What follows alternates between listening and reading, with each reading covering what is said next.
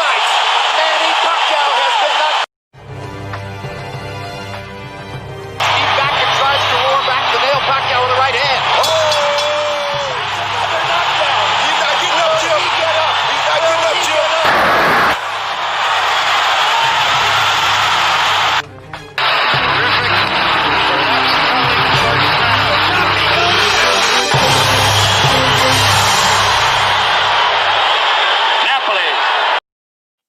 Thanks to those joining me live and to those that'll be joining me, Rob Boxing NH and Chief Funky here on Archive. What's going on? We're being joined by the one and the only, the Hall of Famer, former world champion, current promoter. I'm running out of titles here. All right, but Hey. Christy Martin, how are you doing? I'm well, you know, hanging in there, trying to do what I do. Actually, I'm in South Florida helping Mr. Don King get his fight together for Friday night, which is exciting. You know, it's exciting to be around. It's exciting to be around King and all the interesting characters that come along with that. Well, hey, well, there we go. You know, learning from the best, I see, right? You know, Absolutely. You know, I that's what I told him. I'm like, I only know one way, and that's Don King's way, because he was my promoter for so long, and you know, how he did it worked. I mean, it says now social media has taken over and plays such a huge part in promotion of any event, but boxing especially. So I'm trying to cross over and do a little social media, but I'm like him. I need to see people eye to eye. well, there you go. And I want to ask you, before we get to the fight card on the 30th, I want to ask you about this guy. I'm just curious, because nicknames, if they get your attention, then they've done their job. Okay. Popeye the Seder man here. Can you tell us a little bit about Ricardo Rivera? Is he still fighting on February the 12th? Well, he is. And truly, Popeye is a great character. I mean, he gets it. He understands not just that he has to fight hard in the ring and exciting and a lot of action, but he gets it. He gets it that when you get out of the ring, shake people's hands, do pictures, you know, shake hands and kiss babies. He gets it. And so many fighters want to be like, oh, you know, whatever, and they don't appreciate the fans and the support that they're getting. So this is a guy that is a dream to put on cards. You know, fortunately for him, he's with the promoter Joe DeGuardia. Unfortunately for me, I get him every now and then.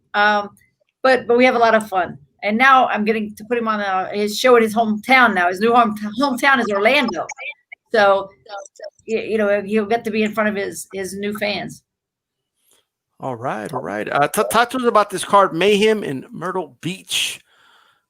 You know, Myrtle Beach, I know people might look at it and think, wow, that's a strange place to go for boxing. But this young guy, Victorino Gonzalez, he's a really strong puncher. He's quick. He's fast. He's brings some power. He has a little bit of that. He has charisma, you know, walks the walk, talks the talk. And so I'm excited about promoting him and to bring him to Myrtle Beach, his hometown, and just let's build a fan base and get started someplace where nobody really has been doing boxing. So I think it's going to be a great show. We're like 12 tickets from sold out. So I'm sure we're going to be more than sold out by Saturday. I'm excited. I'm excited to see what he's going to bring to the ring. Awesome. Mia Ellis, can you tell us a little bit about her? I mean, I know it's a female on the card. You know, starting to, promote some women's boxing. Is this the first women boxer you're promoting?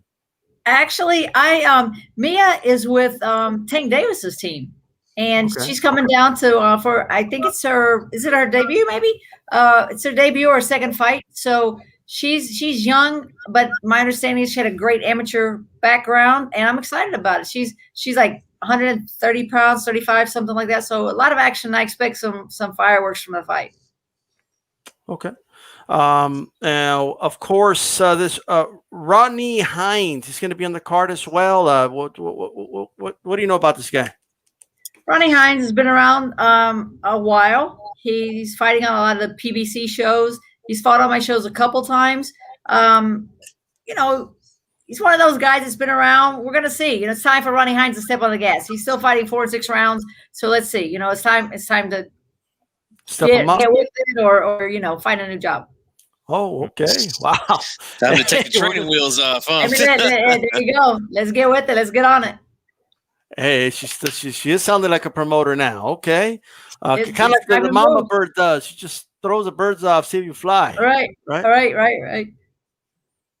Awesome. And that's what you have to do sometimes. You have to test these guys and see what they're really made of. Is this the career that's for you? Is this, are you going to be able to hang in there when it gets tough? Sometimes it gets tough. It's the guys are looking for the first way out. Most definitely. Here's what I want to ask you about being a promoter. I mean, one thing I keep hearing from a lot of armchair guys here on YouTube anyway, is that the promoter as we know it is going extinct. That the route of boxers will be their own promoter. It's going to be the thing of the future.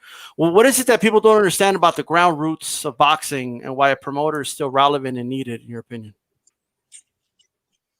You're gonna always have to have a promoter because they're gonna be the person that's the kind of the go between. You have fighter A over here, fighter B. If they just leave it between the two of them, it may or may not ever happen. But with the promoter involved, they're gonna push for that money fight to happen because obviously they're gonna make money too. And we just have to keep bringing the best bouts that we possibly can to the fight fans. That's why I feel like we've lost so many boxing fans. We're not always putting the best against the best. So it's easy for guys that just want to see combat sports to go over and watch the UFC because they usually put the best against the best. Well, there you go. Not Go that ahead, I'm MMA because I'm not a fan of that sport, but you have to give props where props are deserved. Yeah, for sure.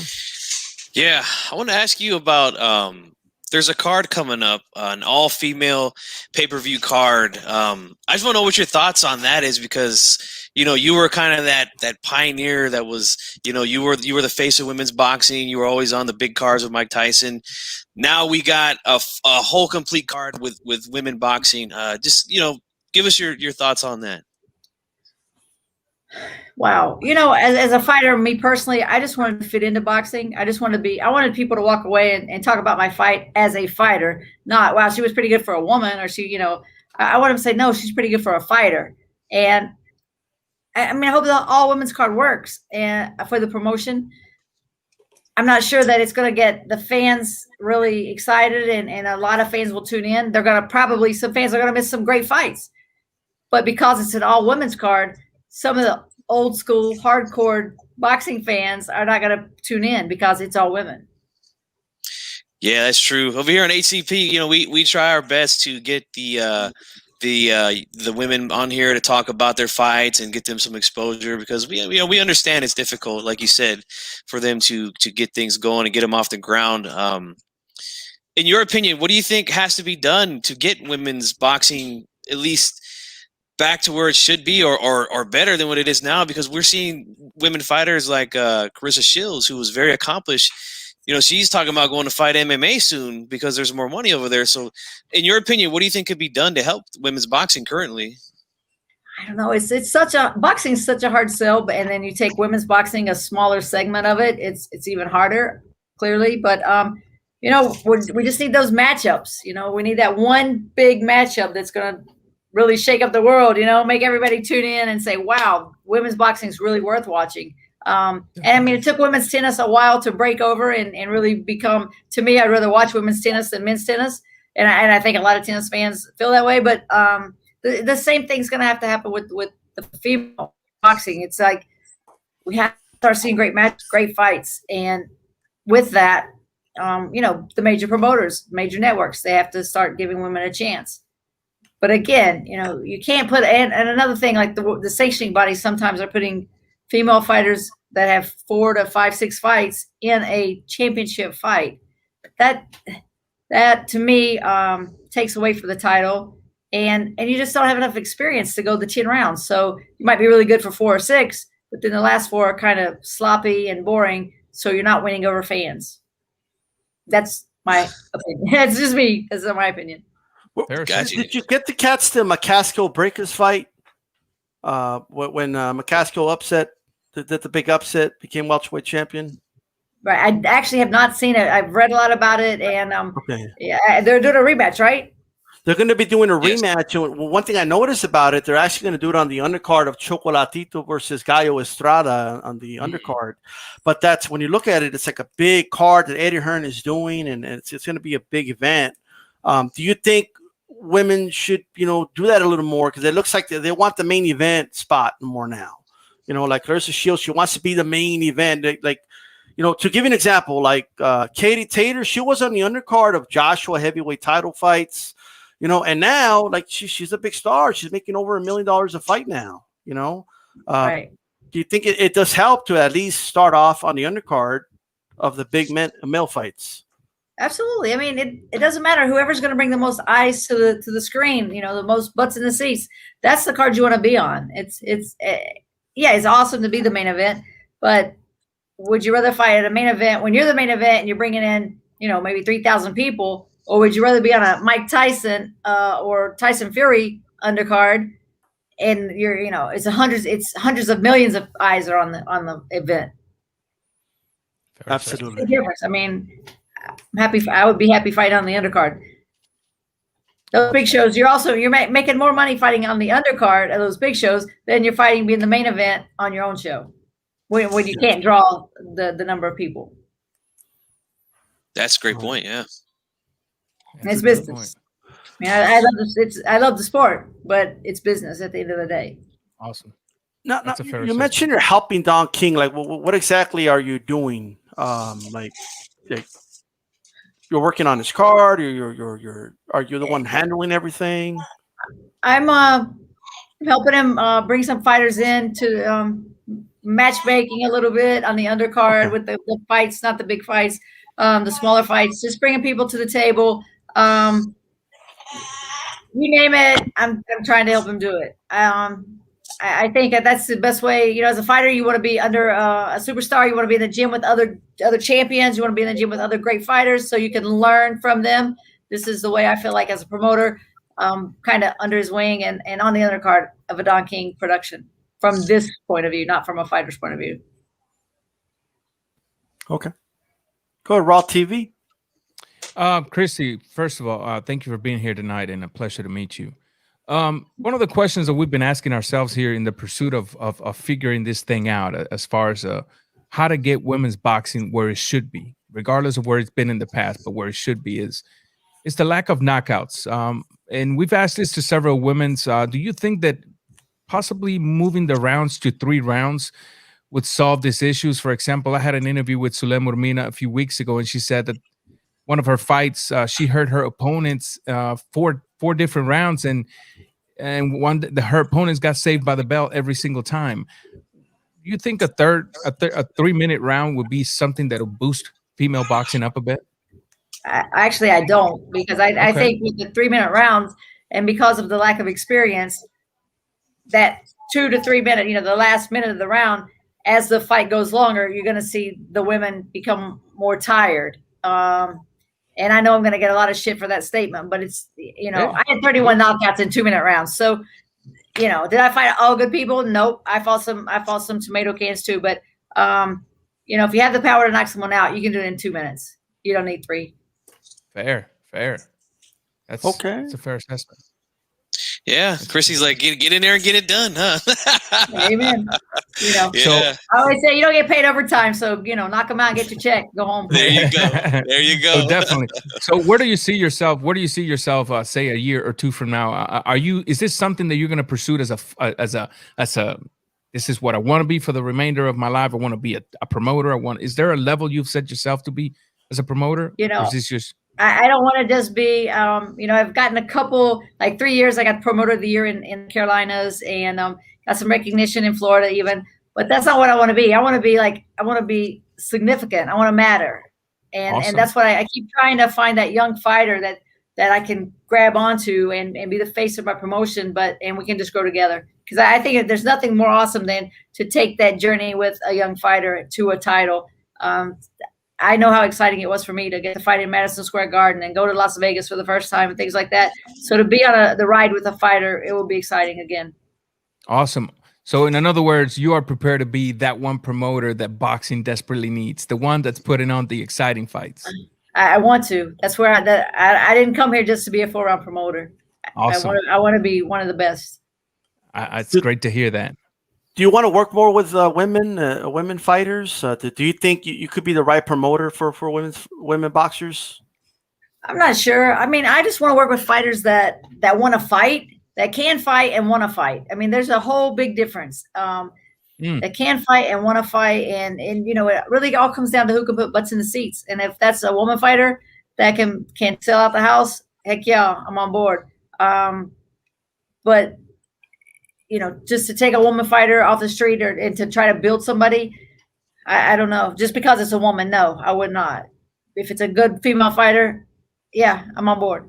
You want them based off merit. Okay, I hear you. Right, right. The fight card is on the 30th, guys. You catch it on that. The link is in the bottom there, bxngtv.com. And I also see the website's working now, ChristyMartinPromotions.com. Awesome. It's up and running now. Man, make sure you guys check that.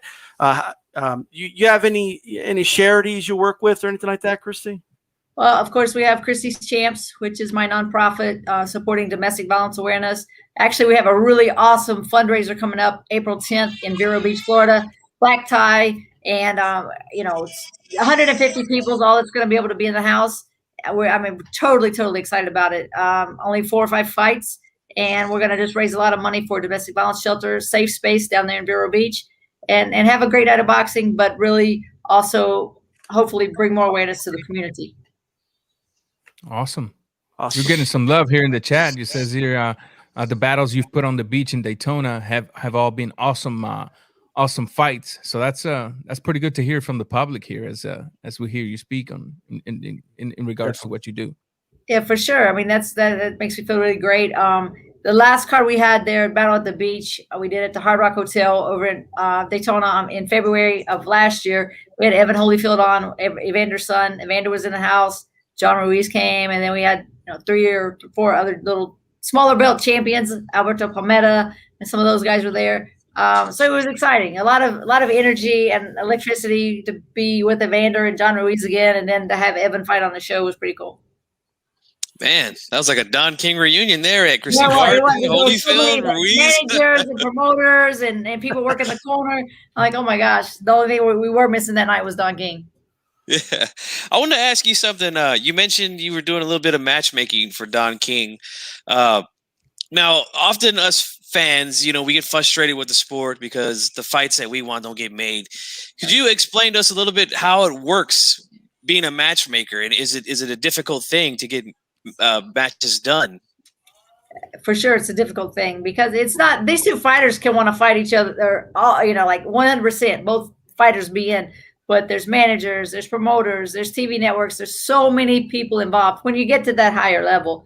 But even at like my level for the Myrtle Beach show, fighters want to talk the talk, but nobody, so when it comes time to really get in the ring, they don't always want to do that. A lot of fighters now are Facebook boxers, they want to show everybody else. They want to show their stuff off on Facebook. But when you call them and say, hey, I have a fight for you, they're like, oh, no, I'm not really ready. Like, okay. Wow. That energy changes quick. All right. Yeah, absolutely. We have a question from the chat here. Sontel Media asks, how much scouting do you do for the Olympics? Is there anyone that's catching your eye in Team USA, or did you look at the amateurs a lot? I haven't really. It's been a while since I really was able to be involved with the amateurs. We do have an amateur tournament in July. This will be the 3rd year for Christy's Champs amateur tournament.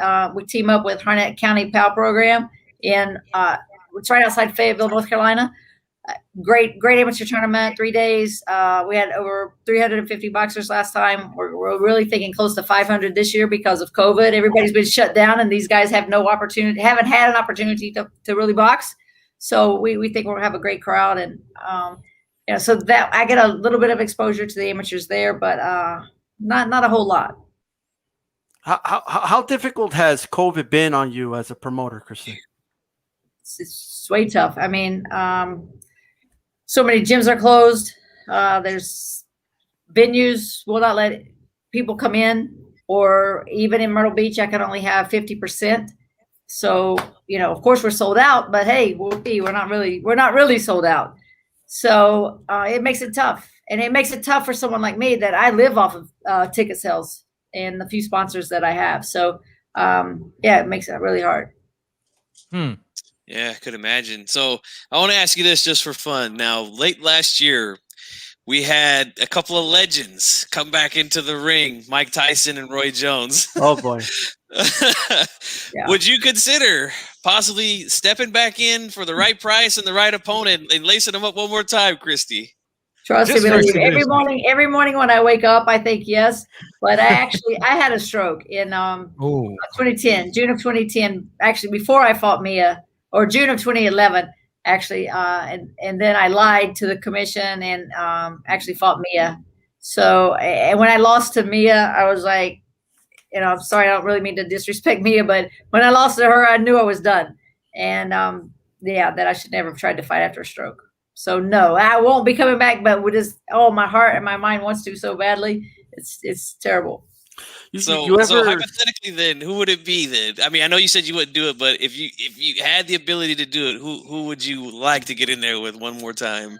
Oh my, probably Mia, just to right the wrong. I do feel like even now, because I'm further away from the stroke, I had just had the stroke and then I fought her. I feel like I have a little bit more strength back. But I like to set that record straight. That one hurts. I wouldn't say Layla because she's so damn big. She was too big when I was good mentally.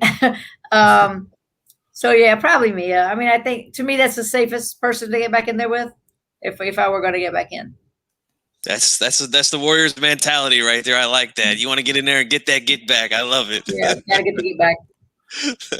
Yeah. There's a lot of fighters coming out of retirement. I don't know if it's a good thing or a bad thing, but they're doing it. And they're outselling the current fighters. Mike Tyson was the highest selling pay-per-view earner. Like that's insane. But at the same time, it says a lot about the current fighters not getting a lot of publicity, whatever it is. The popularity just isn't there like that. Christy, do you how far do you think you are from maybe getting some type of television deal, like getting some of your fighters on TV or something like that?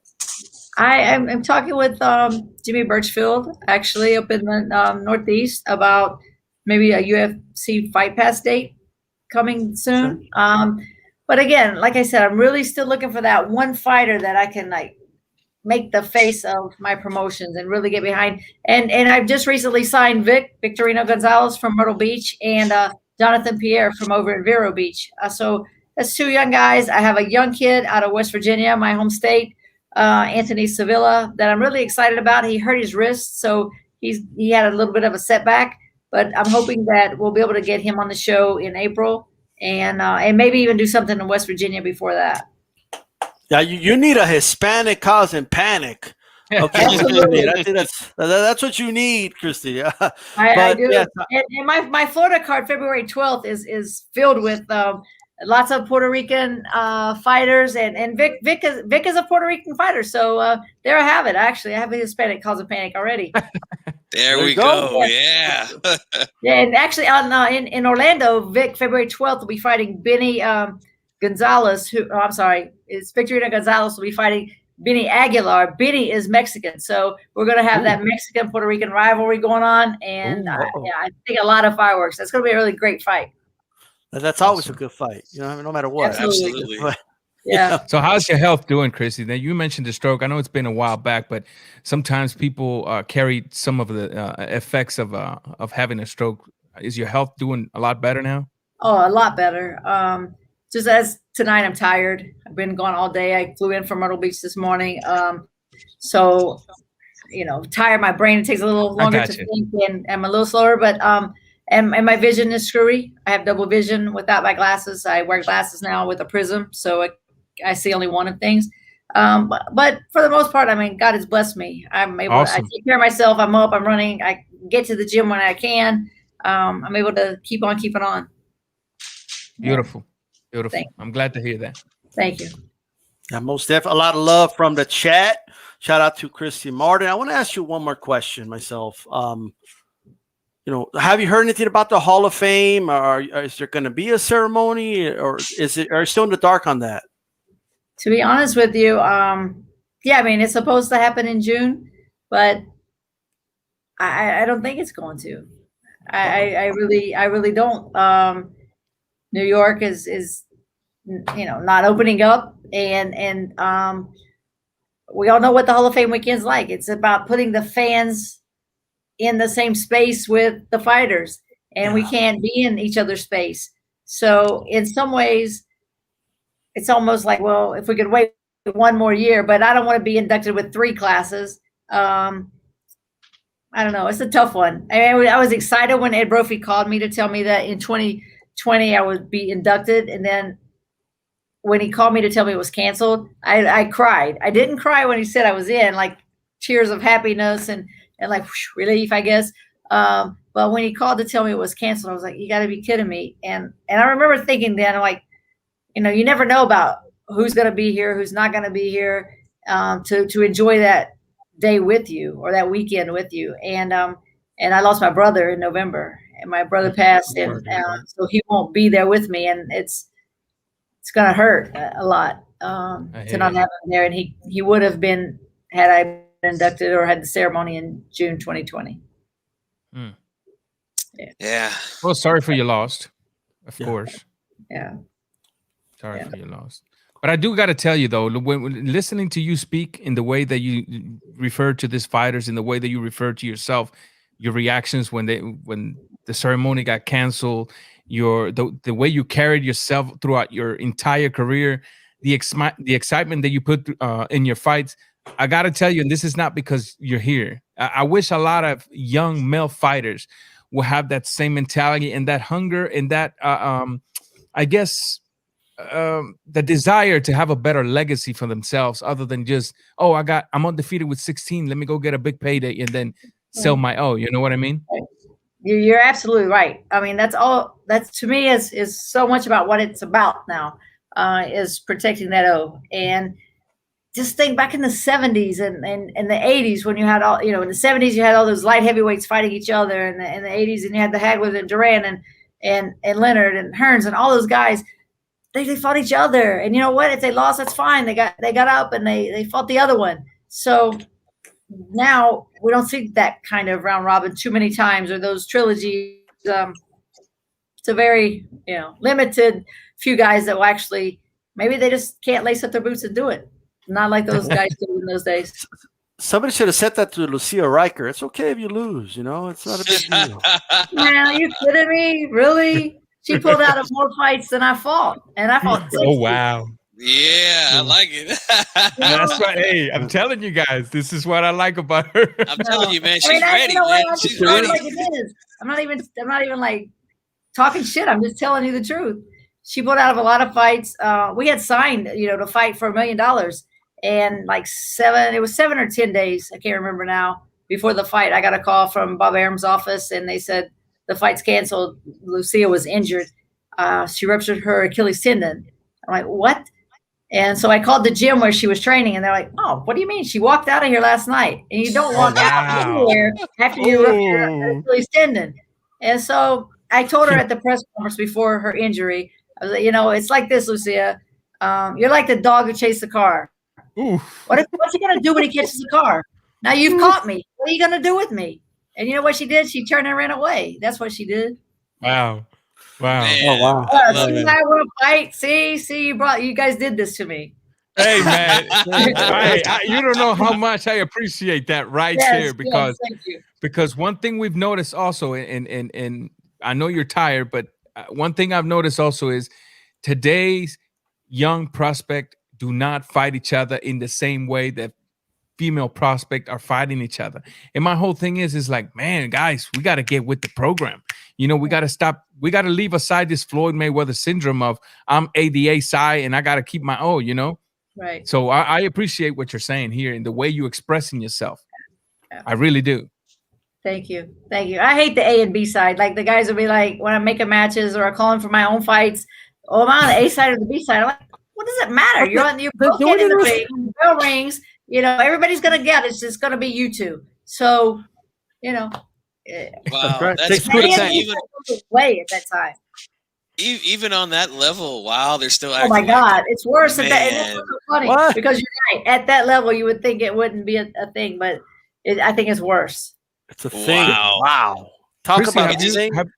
have you taken a trip down to Mexico to see if you can find us the next Terrible Morales or Marco Antonio Oh my Barreras? goodness. You never I would know. love to. I would love to find that that fighter. Haven't been down there for a while, but yeah, that's a good idea. There you go. That's you what I was go, saying yeah. with Pablo. There was so much Another fighting reason to going hate on. COVID, right? So, As soon as we can get Yet another tests, reason to hate we'll COVID. get it back out there.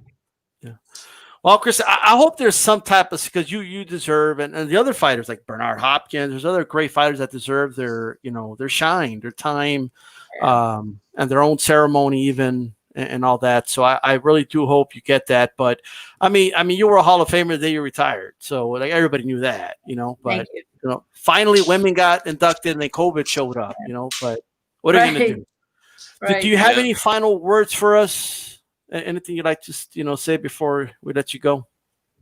Just that about the domestic violence awareness. If anybody has any issues out there, know somebody that needs some help, the crisis line is on my website, ChristyMartinPromotions.com, and we're there. We're on Facebook, Christy's Champs, Facebook, Instagram, all the social medias, Twitter.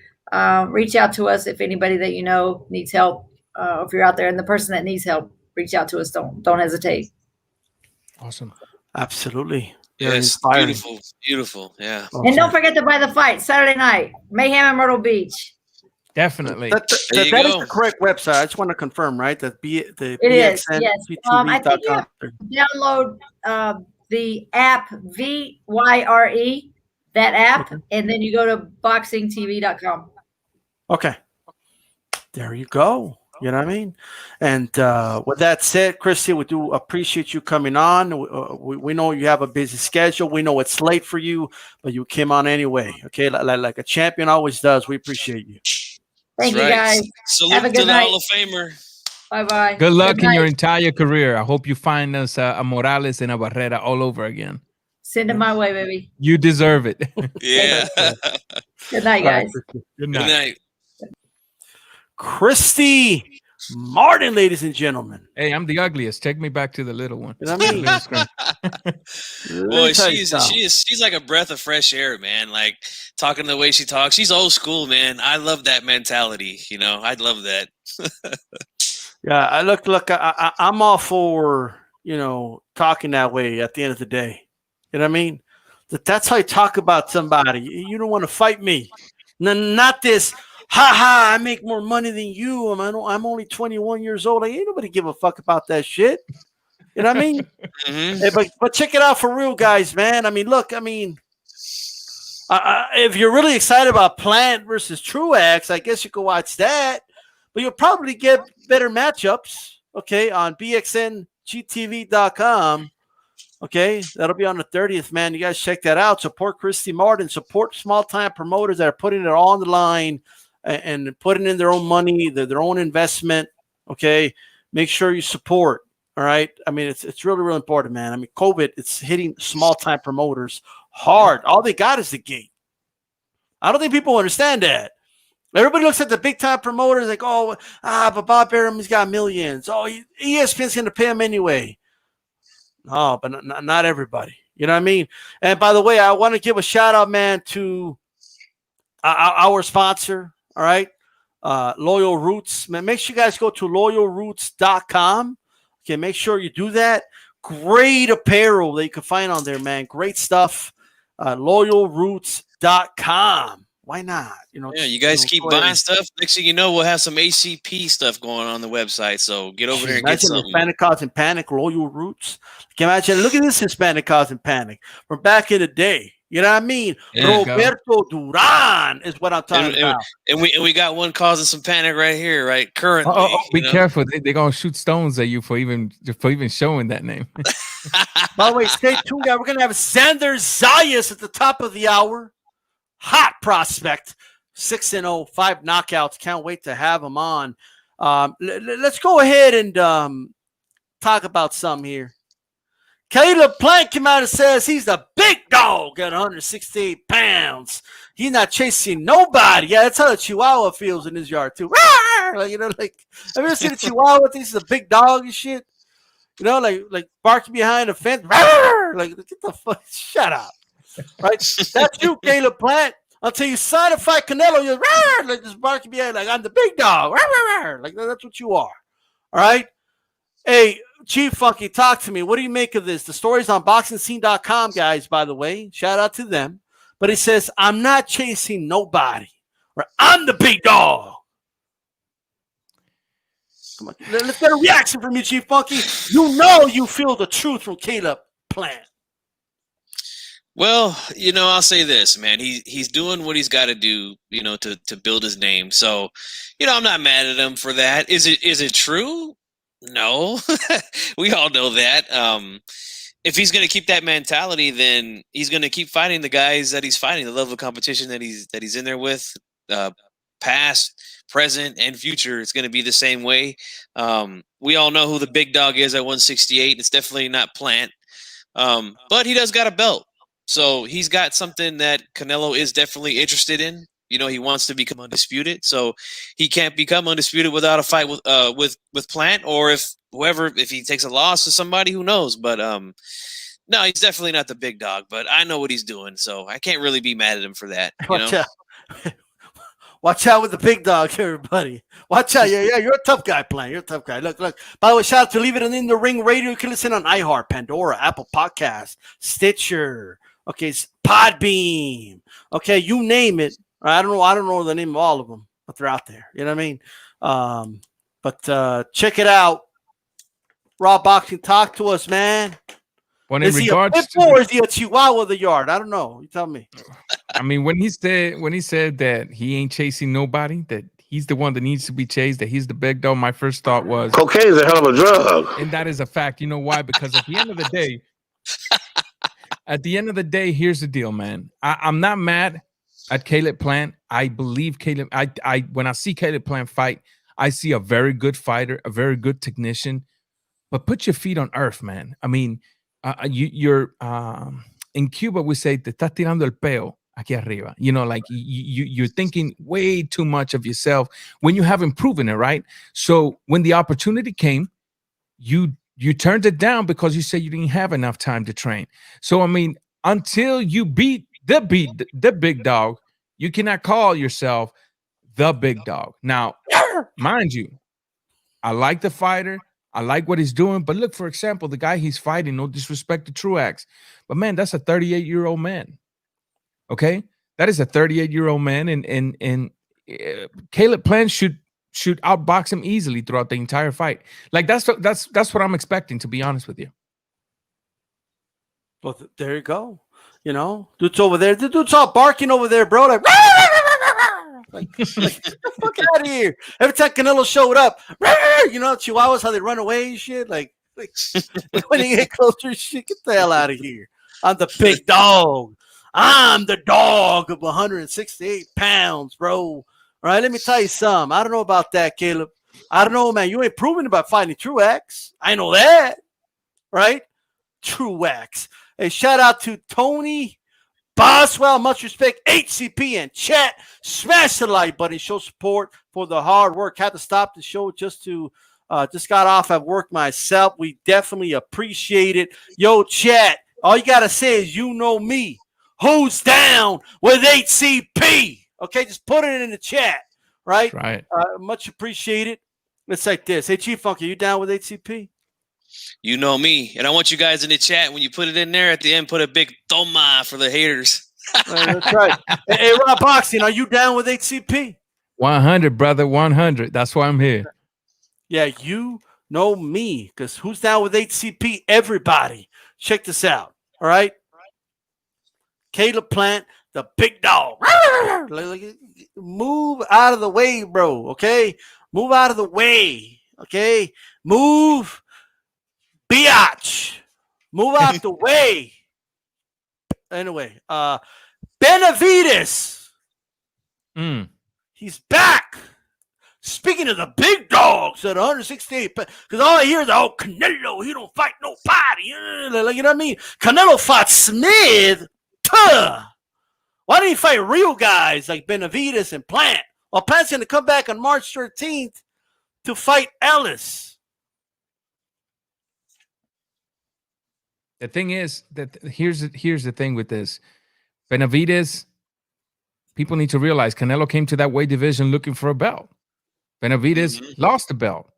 And why is it that before Canelo fought Smith, Smith was considered this kryptonite, this guy that was beating everybody, that won the tournament, that was the champion at that weight division, but then Canelo makes him look the way he did.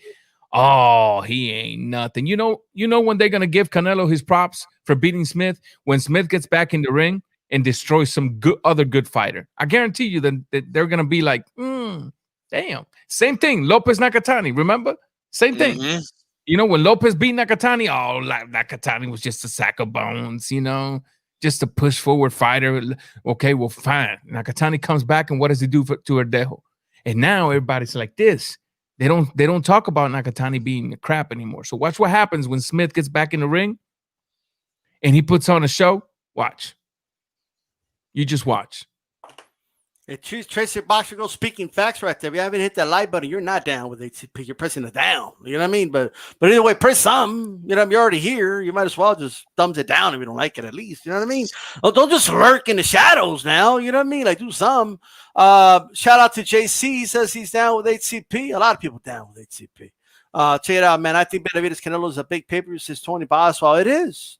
But he's got to get past Ellis, bro. What do you think? I mean, I think it's gonna be a tough one, G Funky. You know what I mean? I don't even know, because everyone takes tough fights. Only Canelo takes easy fights. You know what I mean? But go ahead. What do you think about this fight? Yeah, that's the new narrative running around, but we know that that's not true. Smith was the most accomplished fighter at 168. Now style-wise, was it much of a problem for Canelo? No, and we all knew that going in, But still, he wants to become undisputed. He's got to get the belt off that dude. So he went in there and took care of business, got him out of there. Now they want to complain about Yildirim. I mean, I just seen Andre Ward say he don't got an issue with that, man. You just can't fight tough fights, fight in and fight out, man. That's just not the way it works. But, Benavidez, El Bandera Roja, I really like him, man. Glad to see him back. And, he's continuing his campaign at 168.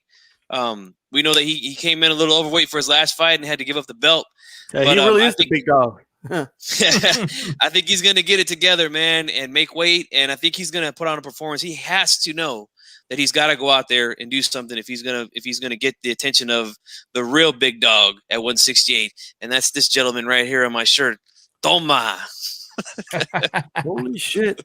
Well, that's that. Canelo, speaking of, came out and said he will not. He said, hey, Munguia's going places, but I ain't going to fight no Mexicans, he said. Now, does he mean also like anyone of Mexican descent or just Mexicans from Mexico? I'm not sure. But I don't like this whole, I'm not going to fight this certain type of fighter bullshit. I've just never. I agree. The only pass I ever gave anybody, and even some boxing fans disagree with even this.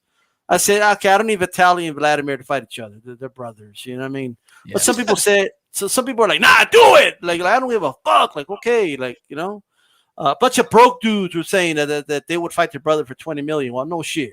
You know what I mean? So $2 million there's only to do it. But Chief Funky, talk to me. Right? He said he won't fight Munguia or any other Mexican fighter. What are your general thoughts on that? Well, here's what I say. We know what his mission is right now, and that's to become undisputed.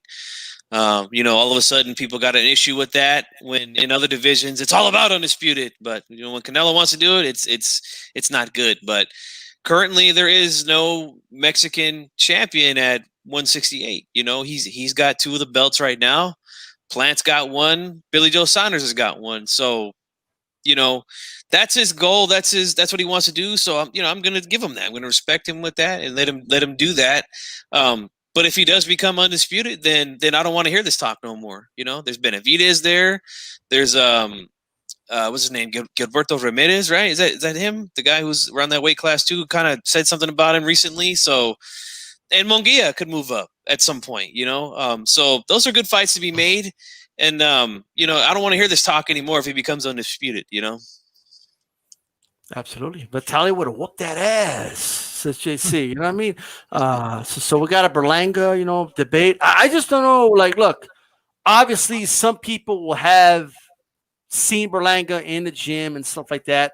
Some of us, I haven't. You know what I mean? And I go by my eyes. So I don't know how to feel about Berlanga right now. I don't think there's enough data for me to assess him a little bit. But here's what we're going to do, guys.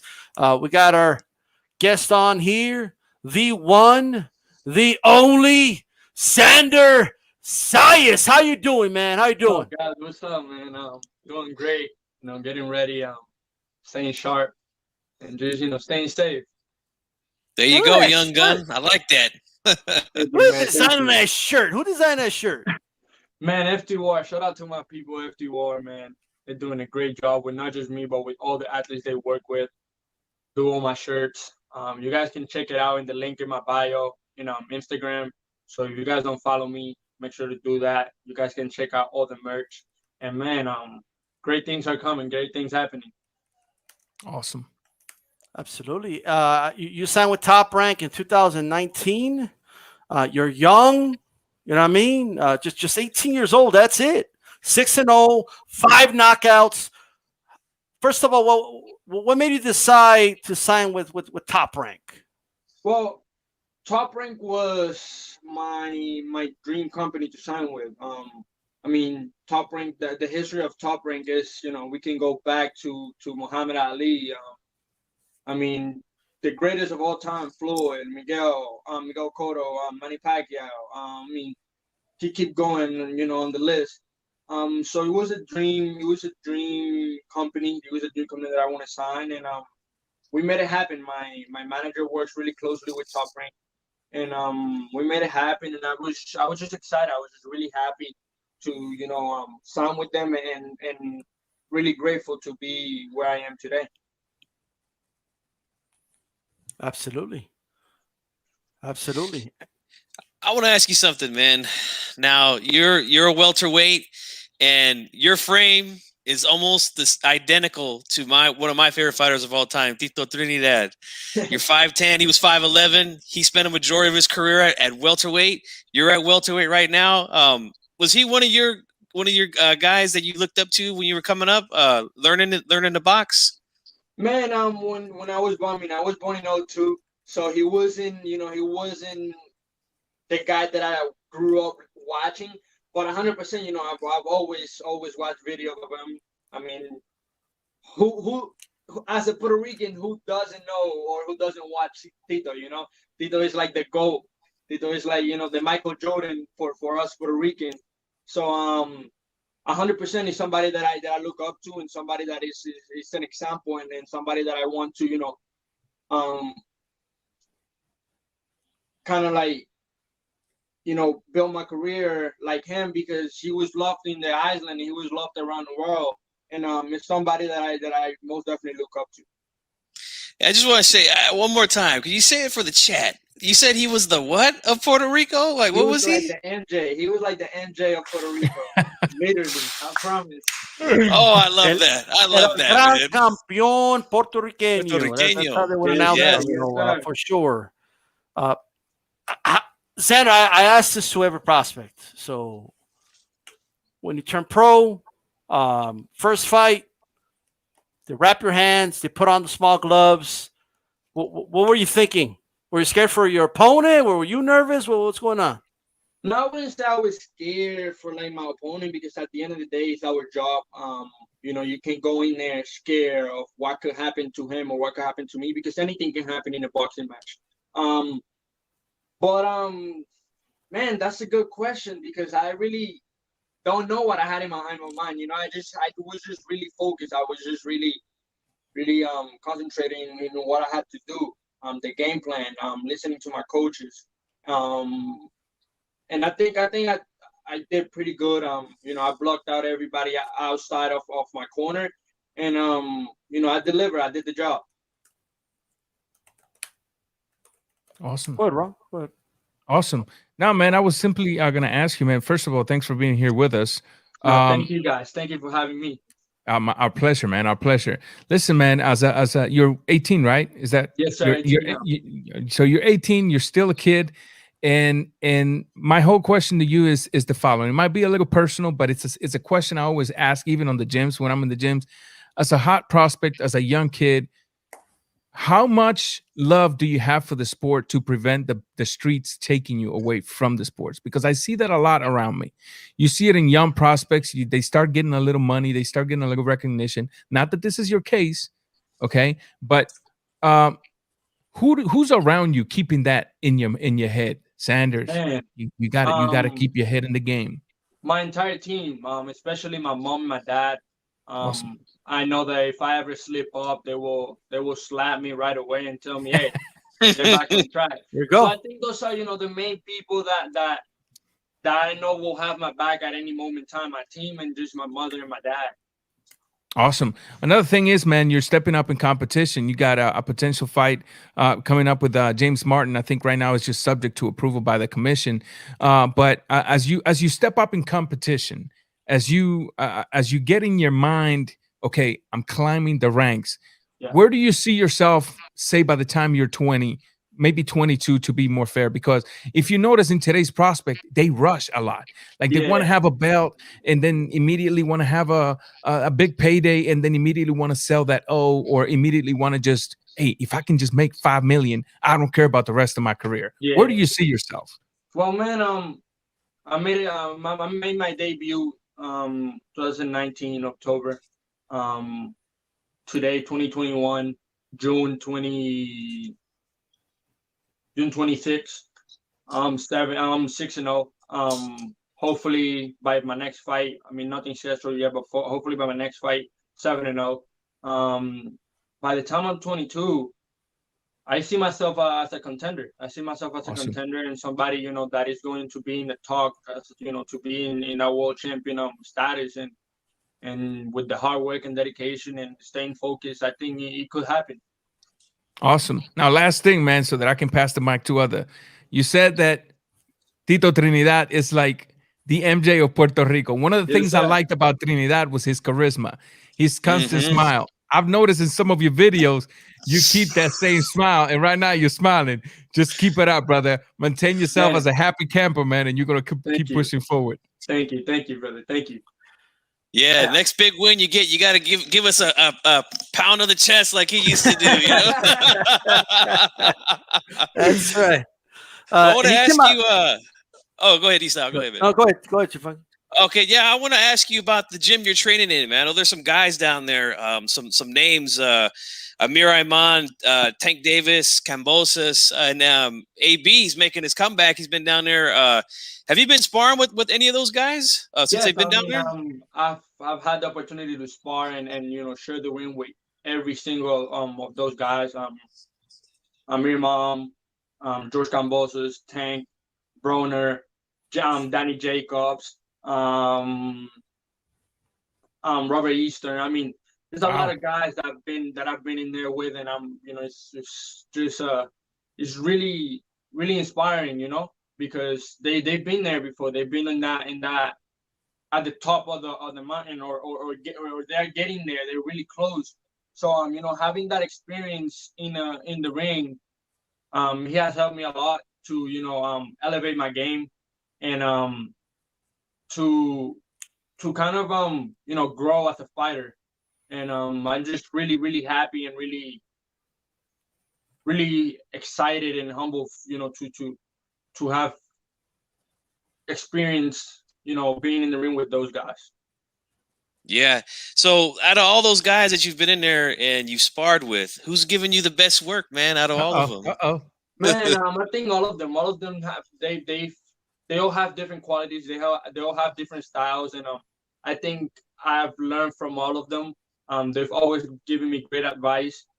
So I think all of them has been great work, because I just keep improving. I keep learning. I don't see sparring as I got to win or I got to show out, because at the end of the day it's a sparring session, and you want to learn, you want to work on things that you've been working on during camp, but also see things that they can get you better at. With Broner, the speed, the timing, With Danny Jacobs, the movement, the power, it's just different with every guy. So I'll say everybody has given me great work.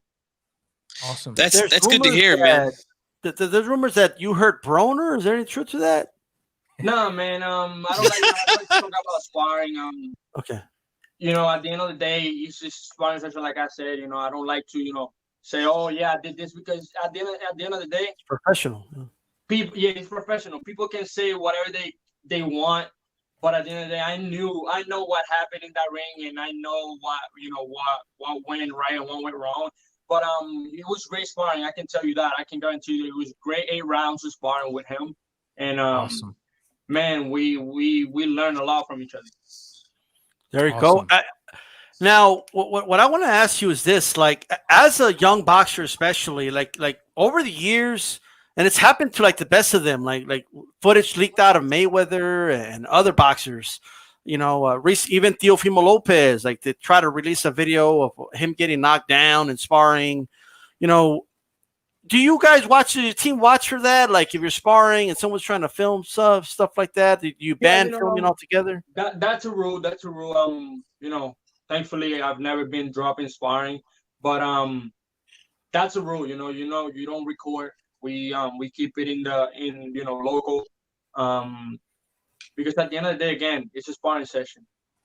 I can look bad today in a sparring session, but tomorrow get in the ring in a real fight, be at my top, on my A game, Correct. So yeah, we try to keep the recording in a sparring session very, very low, like kind of not recording sometimes, because it's better for not just me, but for the sparring and for everybody that is around. Correct. I'm glad you said that, man, because nowadays, people go crazy with these sparring sessions, man. Like we've all been in the gym. All 3 of us have been in gyms. Obviously, you're a boxer, so we understand sparring is sparring, man. Like you said, it's not to show off or things like that. Don't get me wrong. Sparring. At the end of the day, we go hard at it because that's what we do. We're athletes. We want to be the best. We want to work like the best, and we push each other. I'm not gonna sugarcoat it. I'm not gonna say, oh no, we don't go. No, we go hard. We go hard. Sometimes, Definitely. somebody is gonna get cracked. But at the end of the day, as long as you keep it in the house, nobody else has to know what happened outside of that. So yeah, going back to that, people going crazy in the sparring sessions and posting it in social media. I mean, It's meaningless. I don't see the value in it because it's not a fight. It's not gonna count. It's not gonna give me money. It's not going to get me onto the next level. So Yeah. Everything happens inside that ring when it's a real fight, and when it's when you got the real opponent in front of you. Now, we've seen you as an amateur, and we've also seen you as a pro.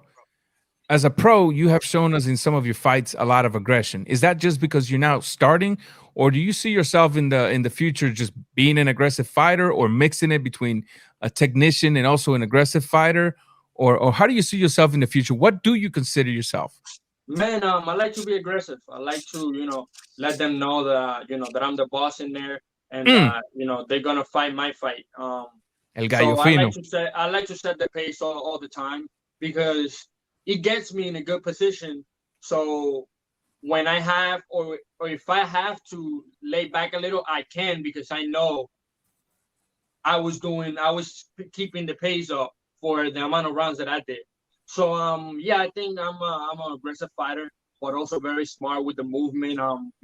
Body shots, changing the combinations up top, at the bottom, using feints, using the defense. So yeah, I think I got overall a little bit of everything, but more aggressiveness than anything else. All right, I want to ask you. Okay, go ahead, Disam. Just really quick, the question on the chat. Do you see any? You don't have to say the name, but have you sparred with people that you could see are going to be future opponents for you? Yeah, 100%. It always happens. I mean, I've sparred people that I know in a couple of years I'll probably be fighting them, but that's just business. It's just the game, and we can do nothing about it. Do you try to hide some stuff? Like if you feel like this guy's in my division, I might run into him, down the line. So I'm not going to show him everything. Do you No. kind of keep some stuff? No, no. You know why? Because at the end of the day, you're never gonna go in with the same game plan that you did in a sparring session. Okay. Yeah, I can have a sparring session with you today, and in 3 years, I might fight you. That doesn't mean that I'm gonna be the same person that I was 3 years ago. So yeah, I do show it all. I do let them know that I might fight you in a couple of years, but I'm here to work. For sure. I want to ask you a question now. It's a pretty generic question, but I feel like it can get interesting at times. But what is it that got you into boxing, man? What was it that made your parents take you to the gym and say, "Put these gloves on and let's see what's going to happen here"? Man, it's kind of cold in this room, man. I started boxing because I was a victim of bullying when I was 5 years old, and my mom decided to put me in boxing just to learn how to defend myself. She never looked at it as something that it was going to be my career or something that I wanted to do for the rest of my life. But once I started winning tournaments and winning nationals and winning fights overall, I told her around the age of 11, I told her I want to be a professional boxer. And at first she kind of took it like, oh yeah, you're gonna forget about it in a couple of years. And we kept training. I kept going hard. I kept winning nationals, and she started seeing it. My dad started seeing it. My mom started seeing it, and they're like, hey, there's something good about this. I feel it. They felt it. I think from a very young age, I knew what I wanted to do. For a very young age, I knew that this was my goal. I wanted to be a professional boxer. I wanted to be a world champion, and I wanted to be an example. Okay. So between us here, man, all right, and the people watching, did you go back? Did you go back and see those bullies after you learned to throw a couple combinations, or what? No, man, no, never. I don't know. I don't think it was worth it. I didn't go back. I didn't have to let him know that I was, that I could fight. Never did it, and I think it was a good decision. Good choice, yeah. You're a lot nicer than me, man. Let me tell you, when I was your age and younger, it wasn't I would not pass up a fight, man. But let's go outside. I was very I don't know, to be honest, I can't fight outside. I don't like fighting outside. I barely ever fight outside. When I was little, and I used to get very, very, very nervous. I'm like, man, I'm a boxer. I shouldn't be getting this nervous, but it is what it is, You don't get paid to fight outside anyway. And I need these babies. I need these. Yeah. Now, I gotta protect them. Speaking of nerves, speaking of a nervous moment, because say if you keep moving up the ranks at some point, especially because you're 18 years old, but before I ask you the question, do you understand the significance of Madison Square Garden, the mecca of boxing? 100%. And 100%. For Puerto Ricans, man. Oh, he understands. He was born. He understood. You know what I mean? He was born. So, is that a dream of yours? I mean, I know it's an obvious question, but to be in the big house, not the theater, the big house where Miguel Cotto fought, where Trinidad fought, and be, maybe a car with you, Berlanga, what, when this pandemic's over, is that a dream of yours? And do you think you'll be ready for that moment? That is a dream of mine and a goal that I have for 2021. I want to make my debut. In MSG, and put on a show for the fans. I know what it means for the Puerto Rican, fans to have Puerto Ricans fighting in MSG, and it's something that I'm looking forward to doing in 2021. 100%. That's a hell of a place, man. I mean, I remember watching all those big fights. I was even able to catch some Camacho's fights as a young kid there in Madison Garden. only been there once when Teofimo won the IBF and Terrence Crawford beat Mean Machine. That was my first time in New York and my first time in MSG. And man, that was awesome. That was imagine. I just imagine myself walking out and all that crowd, chanting my name and Oh, that's beautiful. That's what That's it's all beautiful. about right there. You mentioned the name, the takeover, Teofimo Lopez, lightweight champion of the world, only Yes, sir. 23 years old, and got all those belts. I saw you, man. I saw you on social media taking pictures with him. He's wearing your shirt. That must have been a hell of an honor. How long have you known Teofimo Lopez? Man, that's my big brother. When I first came to the United States, he was like 16. I was like 12. Around I was like 11. He was like 16, 18, around there. He was getting ready for the Olympics, and we used to train out of the same gym down in Davie, Florida. In the same day that we took the picture, that's where we actually first started training, and that's where I actually first started training when I came to the United States. And so I'll say around 7 years I've been knowing Teofimo and being friend with him. And like you said, it was an honor to have him wear my shirt. And I didn't even tell him. I didn't even give him a shirt. He went to the FT Water facilities, in LA, and he saw the shirts, and he's like, I want that one. He had the shirt before I did, so he had my own shirt before I even had one. So it was truly an honor to have him wear my shirt and have him as a friend, giving me advices and helping me, guiding me to through my pro career. Awesome, Absolutely. Quick question. They want me to ask you if you have any regrets not going the Olympic route. Not at all. No? Pro Not fighter at by all. heart. There you go. Man, I mean, that's a dream for any athlete. That's a dream for every boxer. But seeing what's going on right now, I do not regret it at all. And I think I made the right decision at the right time. Smart. Yeah. So you're still pretty young. I mean, 18. Geez, that feels like 100 years ago for me, man. I'm old, but you have an opportunity now because you're young. You have an opportunity to go and train with different fighters to help them prepare for big fights. Is there any camp that you would love to go and train in other than the one that you're in now? Man, I would like to go to Terrence camp. I would love to go to Canelo's camp. With the best. I mean, Ramirez, Teofimo.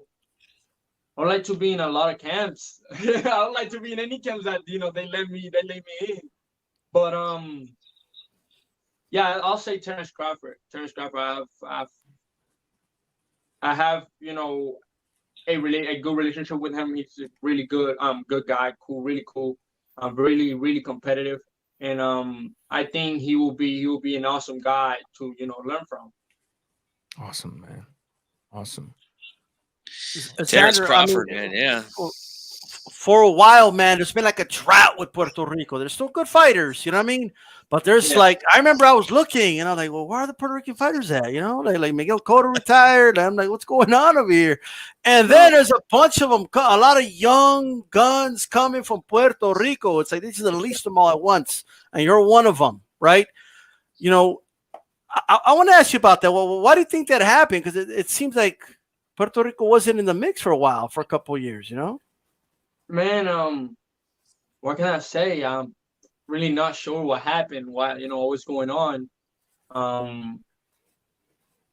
mean, it was a really kind of like 4 years really rough.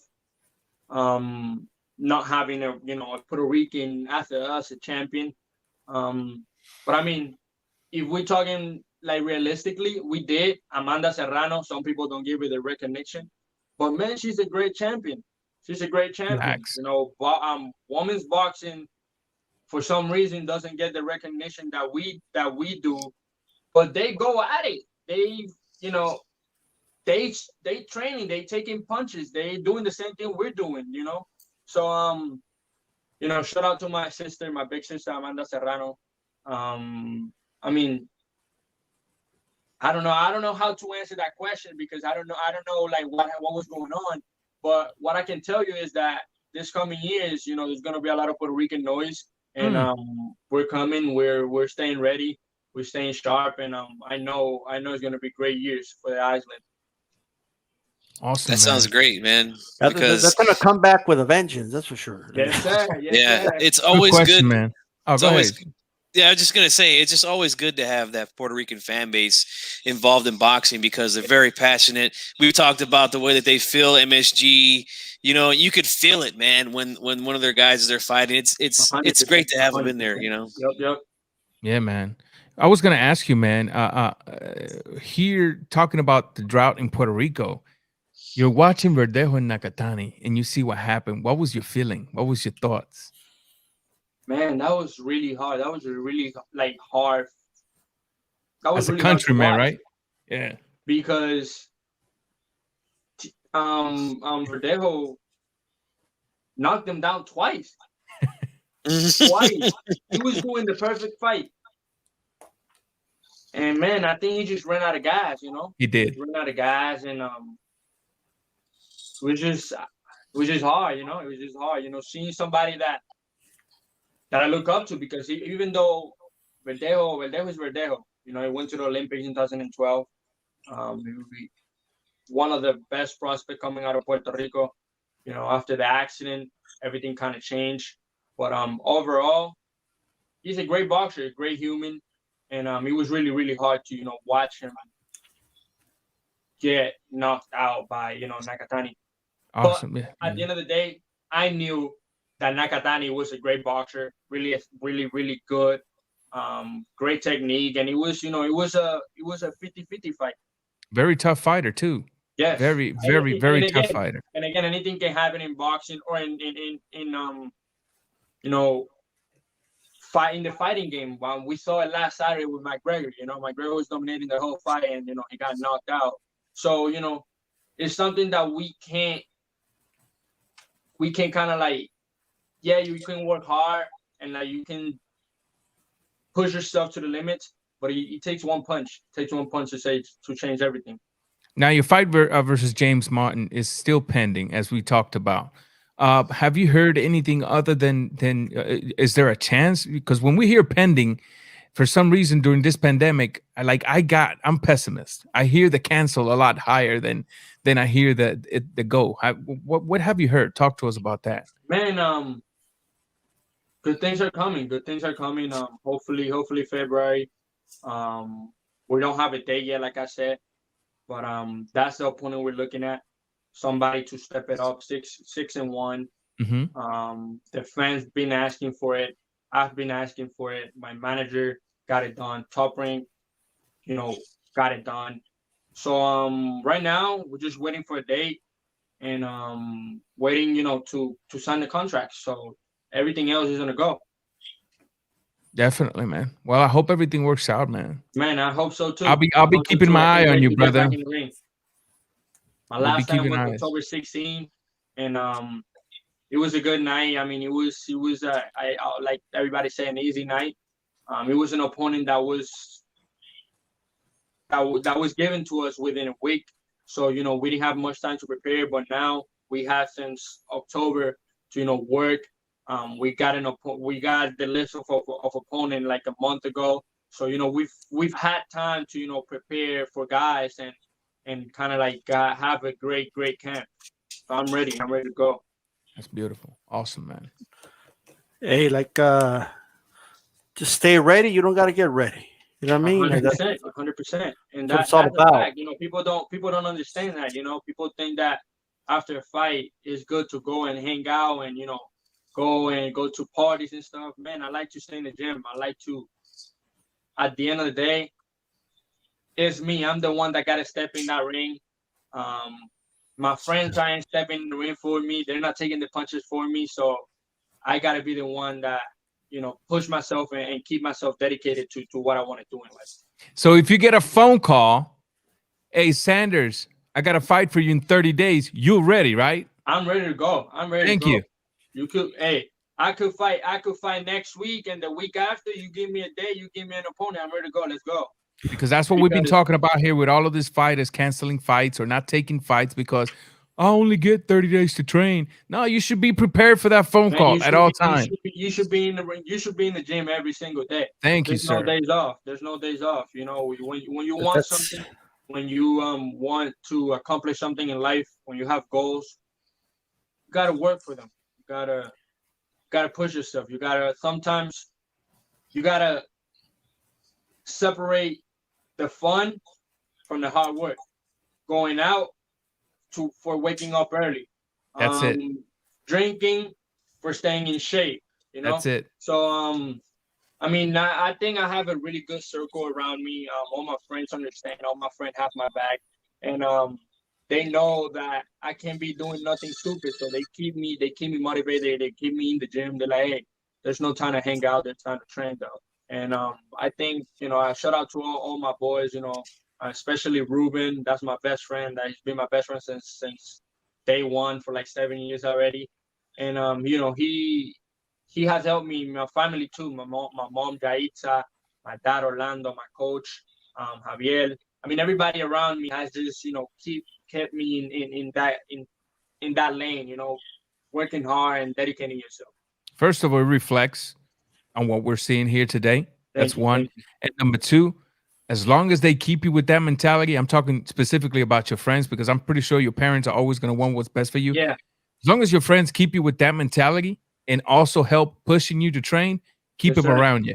Keep them around you. 100%. Like I said, Ruben used to be a boxer. He quit because of school. But man, he's somebody that, you know, I talk to almost every day, and he always asks me, yo, how you doing? How's the gym? Working hard. So, you know, it's this good friendship that, you know, a lot of people don't have, and I'm glad to have, and I'm glad to, you know, have somebody that wants the best for me, you know, as a friend. Awesome. Well, as I call him, my brother. That's my brother right there, man. It's great to hear that. You know, there's a big debate, right? Speaking of Puerto Rican fighters, with Berlanga, and I think the reason is like every time I turn around, he's knocking somebody out. You know what I mean? Like I just turn around, whoa, that goes out. Whoa, that guy's out. Like he just knocks everybody out first round. So like we watch it. It looks impressive, but it's like, okay, well, can he go around? Can he, you know, can he box? If he can't knock a guy out, can he box? What can you tell us about Berlanga? Whatever, you know, is, you know. Man, Berlanga is doing his thing. You know, it's like, you know, us boxers said, we don't get paid for overtime. He sees the opportunity, he's going to take it, you know. Beautiful. Some of these fighters, they would love to last around with him. They would love to break that, you know, that history or that consecutive knockout streak. Right. But they're not giving him the, I guess, the challenge. It's just too easy for him. You know, he sees the opportunity and he takes it. Like he said, he's a monster. He wants to win. Got the eye of a tiger. Yeah. He works hard and he pushes himself. You know, in the gym, I'm sure he's doing a lot of sparring, and I'm sure that if he passed the first round, he will be able to last 10, 12 rounds if he wants to, because you can see that in the last couple of fights, he's been going out, try to box, you know, he's more calm, trying to, you know, get some rounds in. He's been trying to get some rounds in, but if the guy gave him the opportunity, he's got to take it. Great point. I'll take it too any day. There you go. Well, here's what I'm hoping for. I'm hoping for a great career, which I'm sure you will. A world title, of course. Maybe undisputed. Do you think about that? Do you think about not just becoming world champion, but an undisputed world champion? Man, that's a goal. That's a goal. Not just undisputed in one division. I want at least two. You know, I'm working hard. I'm staying focused, like I said. And when you have a goal in your mind and you know that you're capable of doing it, I think is very, very good. It's a good advantage for you, because at the end of the day, people can question me, people can doubt me, but I decide what I want to do with my life. And if I dedicate myself, if I work hard for it, I know I'm capable of doing whatever I set up myself to do. Now, I have one more question for you myself. Or kind of like just want to know your thoughts. Now, you're only 18, but as you start accomplishing more, like what happens with athletes, you'll still have your supporters and all that, but then come haters. You know what I mean? Yeah. Like, he hasn't proven anything yet, or he got lucky, or all his opponents are picked. You're going to start hearing a lot of things on social media, all that. Do you already get some of that? And if you do, how do you channel that? Do you ignore it? Do you let it fuel you? Like, how do you handle haters? Man, haters gonna hate. At the end of the day, I can't control that. As long as I stay focused. I keep listening to my team, keep listening to my mother, my dad. I know I'll be all right. I can make everybody happy. Somebody always gonna be mad, but as long as I make the people that I care about and the people that I need to make happy, that's all I need to do, and I will continue to do it. There we go. Yeah. There you go. Well, you sound very mature for your age, man. I really like the way that you've been carrying yourself during this interview, man. It's been great. And don't forget for me, man, the next victory, I need a pound on the chest like Dino, man. I got you. Hey, but the thing is that after a win, you have so much thing in your mind that you want to do. Like I've been practicing this for like the past 3 fights. I haven't done it yet. I've been practicing getting in the rope and saying, this is boxing, this is top rank. I haven't done it yet. It's just so many things going on when you win. It's like, all right, you want to go in the ropes, you want to say hi, you want to like, yo, let's go, I won. But it's like, there's so many things going on. But I promise, if I remember, I got y'all. Puerto Rico. There you go. There you go. You don't got any Fortnite dances like your big brother Theo? So some dances for us, son. Backflips. I would say I'm good at salsa, merengue, bachata, but those other dances, I'm not good at it. I don't. I got salsa right now. I can give you a little salsa. But, there you go. We'll take it. It's just kind of hard. Hey, we'll take it, man. I like the knockouts and then the solid, like a unique. It's kind of like scoring a touchdown or a goal. Like, you know what I mean? I like that. I 100% understand. I just haven't had that celebration yet. I know one day I will, and once I do, it's gonna be my my unique celebration. I'm gonna do it every time. But for now, let's keep it simple. Let's keep getting victories and going back to the drawing boards and getting back in the ring and keep getting more victories. Awesome, man. For sure.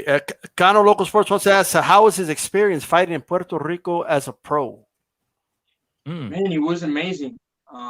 Puerto Rico was great. I didn't expect to find Puerto Rico as early as I did in my career. And to be the co-main event as in my fourth fight. It was just an amazing experience. Everybody was there. Everybody was with a shirt. That's the Xander. Everybody was cheering my name. It was like being a mini MSG, with all the Puerto Ricans, flags. Everybody was cheering my name. It was just really, really, really great. And the people there was really loving, showed me a lot of support. I mean, it was my first time fighting in Puerto Rico as a pro. And I can tell you this, I won't forget that the rest of my life. Yeah, man, I can feel a storm coming. I think you're gonna be some. I could feel it. You know what I mean? And I wish you nothing but the best. I also want to play this just really quick. Hispanics are causing panic, baby. Let's do it. That's right. Hispanics are causing panic. Let's do it. That's Teofimo Sr., of course. Yes, any final thoughts for us, Xander, Zayas? Man, thank you guys. Thank you for having me here. Really, really, really appreciate the time. Hopefully we can do it again soon. Sure. For all the fans, thank you guys for all the support. Thank you guys for all the love. It's been a great, great journey. Follow me on my social media if you guys haven't. Instagram, Facebook, Twitter, Xander Zayas, XanderCayas. You can find me there. It's gonna be a great journey. And again, guys, stay safe. Thank you for having me again. And man, it was a pleasure. It was a pleasure talking to you guys.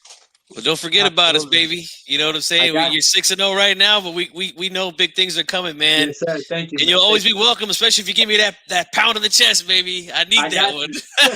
We'll have you one Stay day with a focused, belt kid. right here. You know, just be doing the interview with the belts. You know, like, hey, what's up, guys? Hey, that'll be soon. I hope so. You know, soon I will have all those belts and I'll be sitting like you say. Hey, what's up, guys? Hey, how are you guys? Yes. That's Stay right. focused, brother. Stay focused and Thank keep you. working hard, brother. Thank you, brother. Thank you. Have a good night, man. It's already past my bedtime, so I'm going to sleep right after. Gotcha. But again, thank you guys. Well, there you go. Right Peace on, out, young man. man. Have a good one. All right, there we go, guys. Xander Zayas. I mean, man, what a great kid, man. Good head on the shoulders. Yes, You know? that was very impressive, man. I liked the kid? way that he was there. I like the way his mentality is, man. That was great, man. But I don't know if you guys noticed. noticed. Going to be more mature than half of the boxers out there. You know what I mean? Yeah. But you guys noticed the two guests we've had tonight in the way they express themselves when it comes to boxing. Now you compare it to a lot of these champions nowadays, and you can clearly see what's wrong with boxing today. You can clearly see it immediately. So I'm kind of glad I was in the show tonight, to be honest with you. Yeah, a good head on his shoulders, man. I mean, you can't complain about the kid, really, man. I mean, I was really, really impressed. Shout out to Tracy, Chicano Prophet, Joe Lopez, 40 ounce, D. Hodges, even Clint Shaw over here, LDBC, Reb, all of you guys. Whether you're causing havoc, whether you're causing panic, whether you're talking boxing, we allow all opinions on here, baby. That's what we're talking about right now. And you know what? One thing both of them said is we don't get paid overtime for this shit. You know what I mean? Let me tell you something. The best defense is when you're not going to do it out because you're not going to get hit for the rest of the fight. You know what I mean?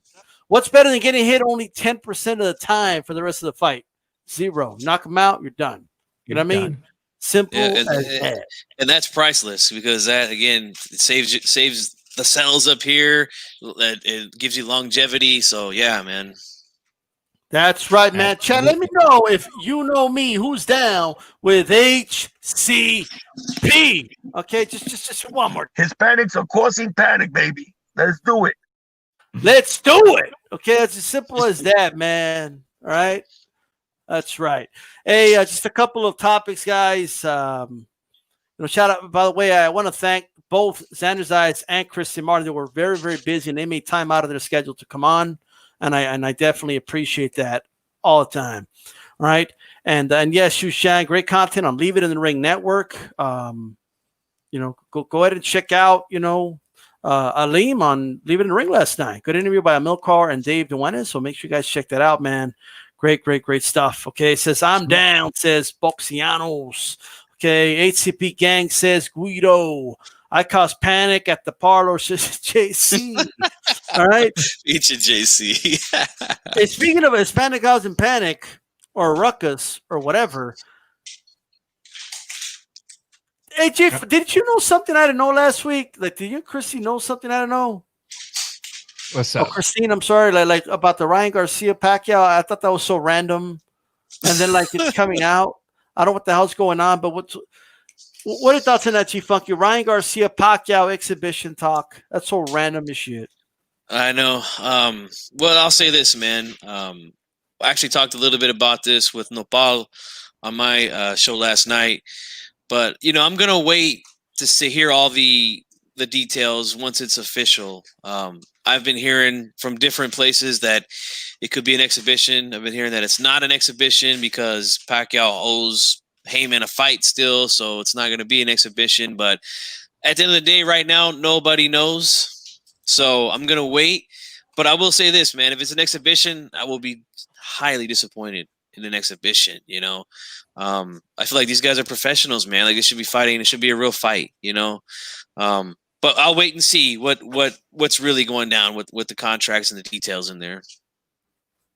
Okay, still not to play devil's advocate, but I think the only thing would be like if they could do like a 4-6 round exhibition with headgear, and then they could just move on to the professional fights. But that's the best argument I got for you. That's all I got.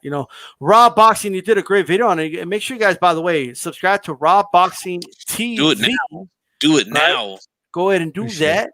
But I know you kind of already talked about it, but talk about it again. Right? I'm coming with razor blades and lemon juice on this Let's topic, do it. brother. Because the Talk one like- thing, you know, I do support Ryan Garcia. I do support every young talent. I don't like downplaying any fighter that gets in the ring, but at the same time, I do not respect this exhibition. I do not give any credit to neither fighter. Boxing is becoming a joke with this thing. Okay. And first of all, we were all hyped about an excellent fight between him and Tank Davis. He said out of his own mouth, Tank David, if you don't fight me, no, your legacy cannot be cemented. Okay. And then now he pushes for a Tank Davis fight, and then all of a sudden just walks out of it to fight an exhibition match versus Manny Pacquiao. And my question is, you two are active fighters. Active fighters. What are y'all doing fighting an exhibition match?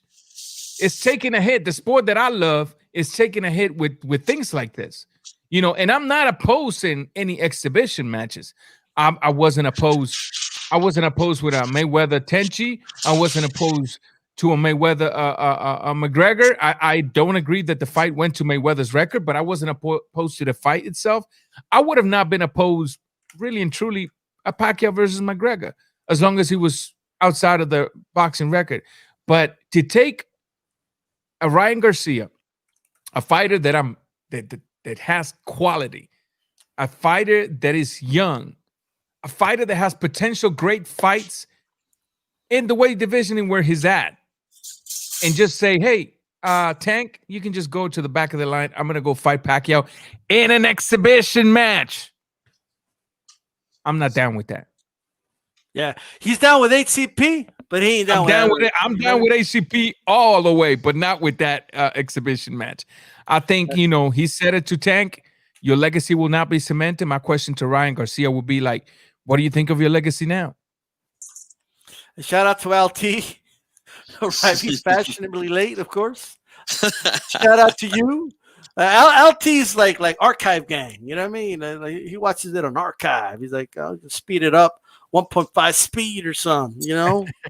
I don't know, man. I'm not a fan. It's so random. Leonard Allerby came out and said, "Nah, the fight to make is Tank. Ryan Garcia is the biggest fight to make." What do you think about that, Raw? I mean, you think? Based on the popularity, okay, because unfortunately, boxing is becoming a popularity contest. Based on the popularity, we cannot deny the following that Garcia has.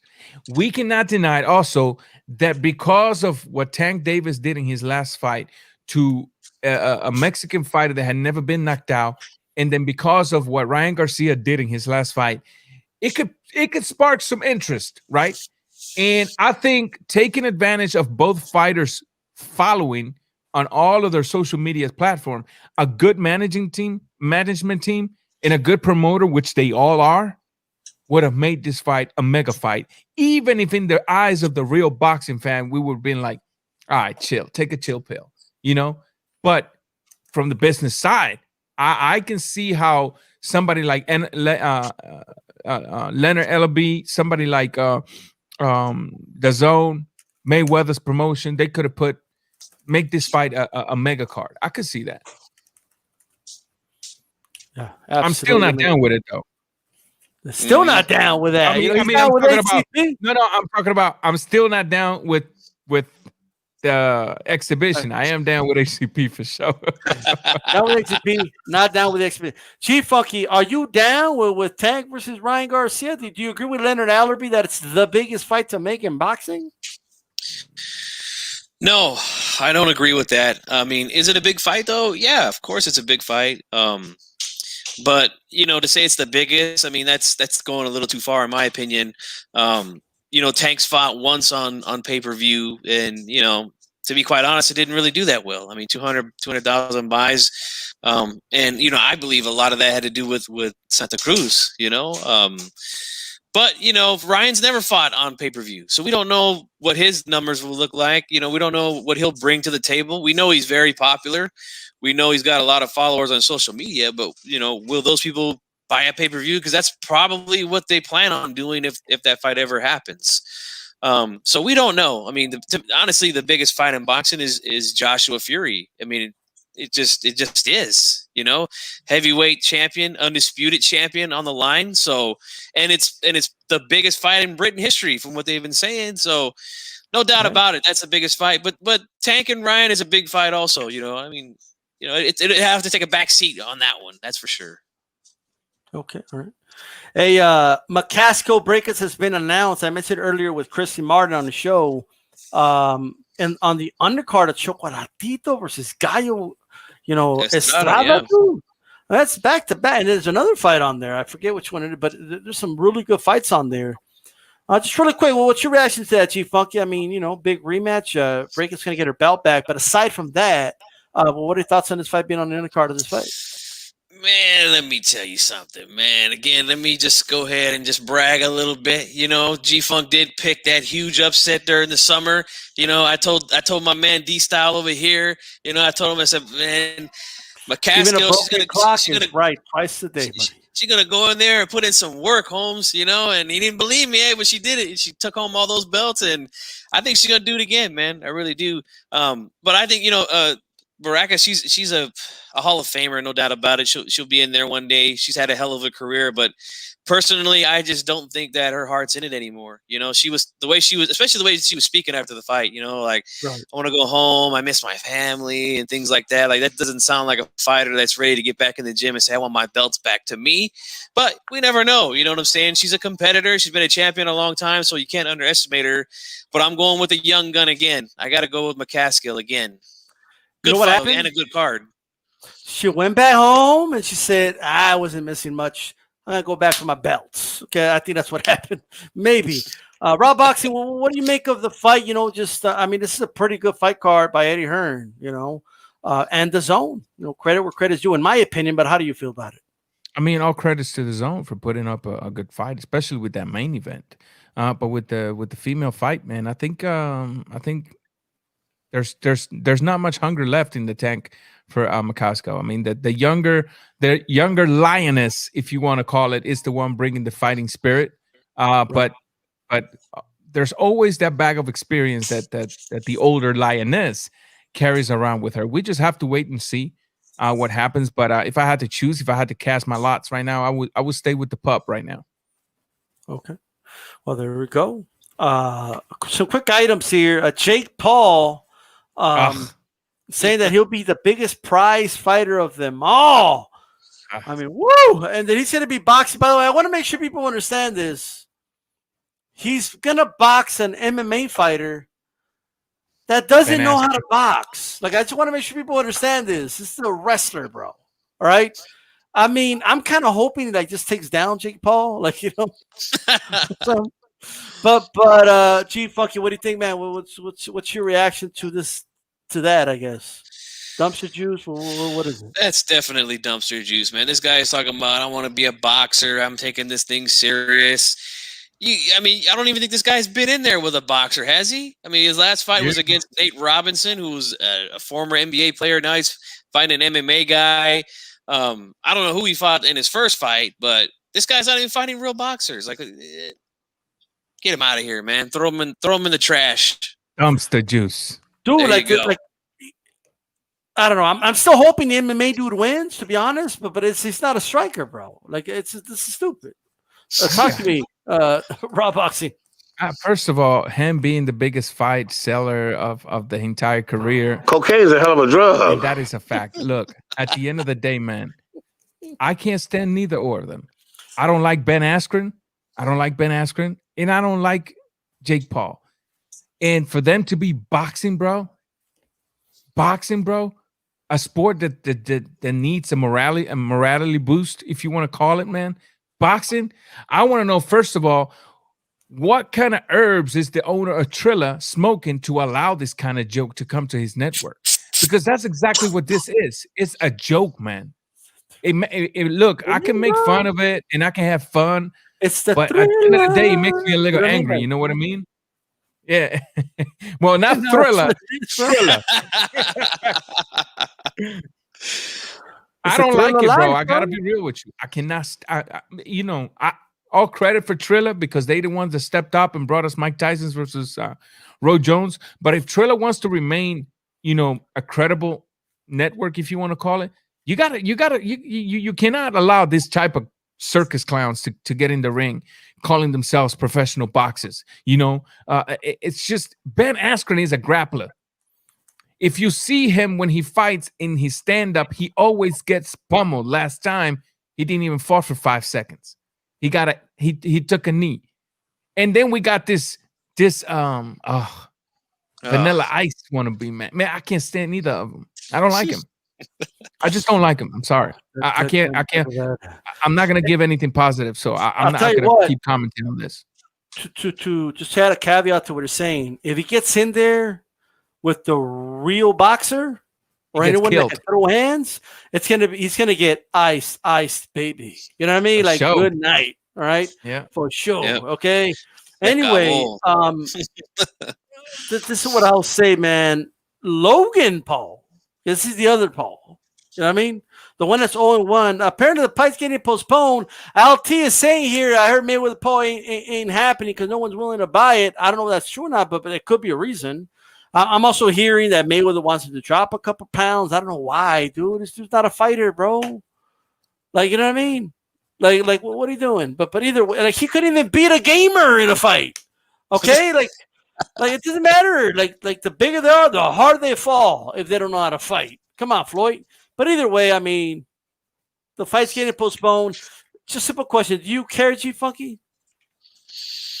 No, I don't give two shits about this fight or whatever weight he wants him to fight at. I just hope they just stop the whole thing to be as a whole. I don't want nothing to do with it. Definitely not going to watch it, not going to buy it. I don't even think if someone paid me to watch it, I would watch it. It's just not worth my time.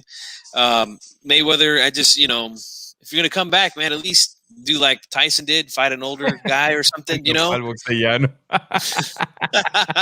What about that fight, fucking Mayweather, Ryan Garcia? Maybe that's a plot twist. You know what I mean? Dude, that would be something, wouldn't it? Man, if he pulled that one off, but no, I doubt it. I seriously doubt that. Puerto Rican Rump says the positive is that Triller intends to put on real fighters on the undercard and give them decent paydays. Look, if they pay decent fighters, I'm all for it. Obviously, I'm not against fighters getting paid at all. If you could get your money, I don't care if it's on an undercard. That go get your money. Sure. You know what I mean? At the end of the day, because you don't. There's only so long a boxing career is. So get your money when it's available. Okay. But I just got to tell you, man, I just kind of hope the fight goes away, doesn't happen. I hope it was just a publicity stunt or something. Is what I'm hoping, or I'm hoping that there was no early sales, like LT saying, and they're like, you know what, it's not even selling. Get the fuck out of this shit.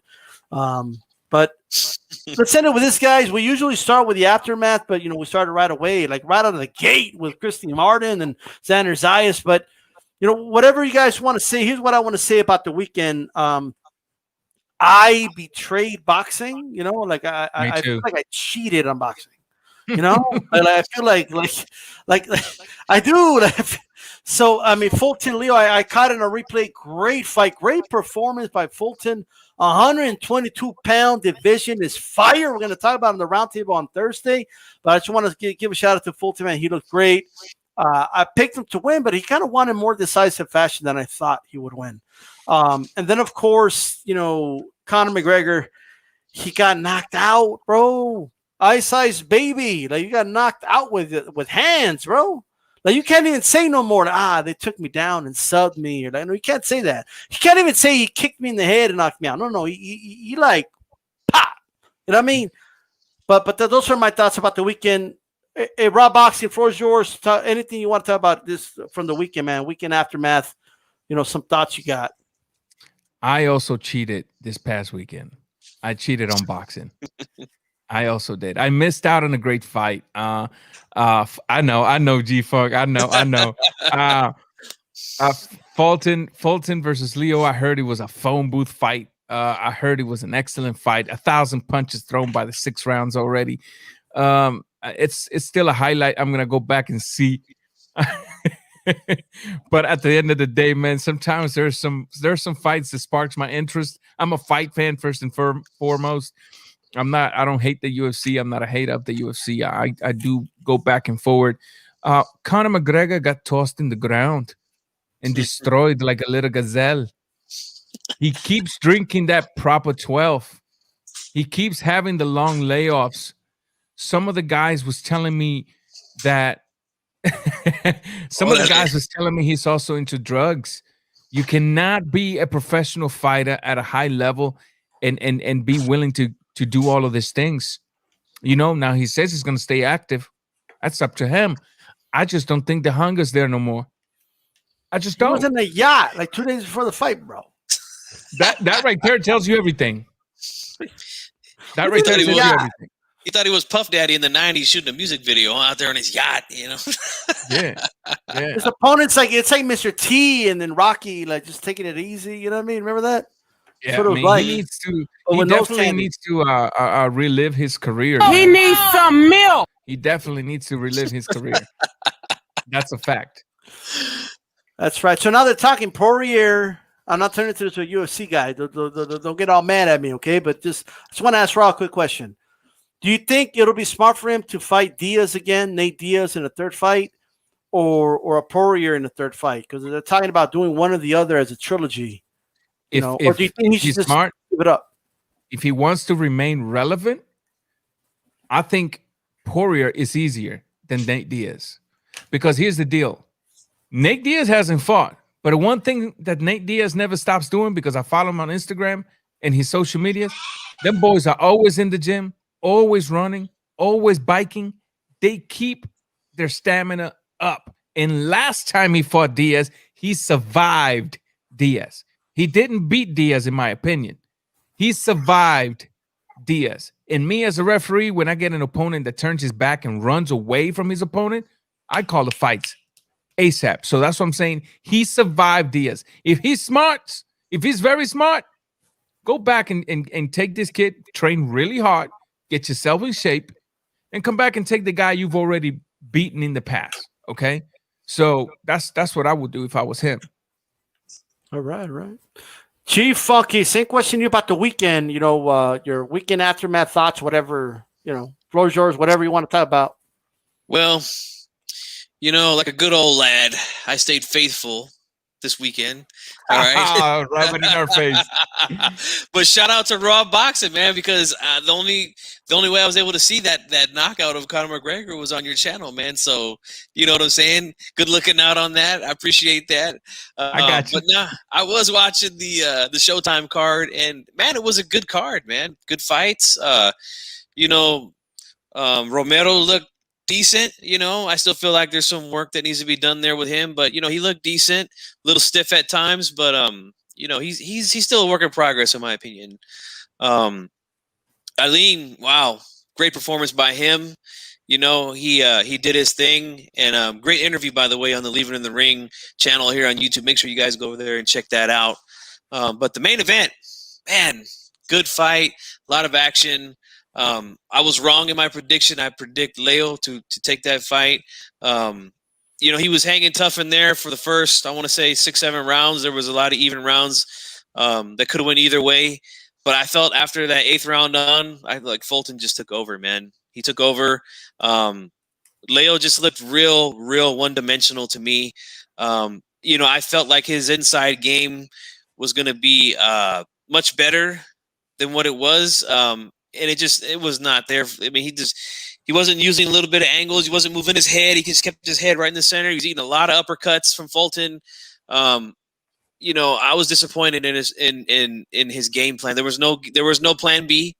The corner to me was not giving him the right instructions to try to win the fight. Like they knew they were down. They knew he needed a knockout, and that's pretty much all they said to him. At least from what the audio that I heard.